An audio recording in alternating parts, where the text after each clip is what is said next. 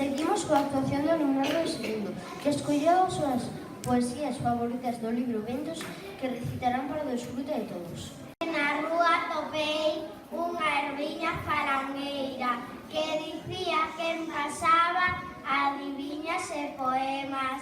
A xente ficaba pampa, escoitando as súas verbas. Os vellos adiviñaban, os nenos querían leria.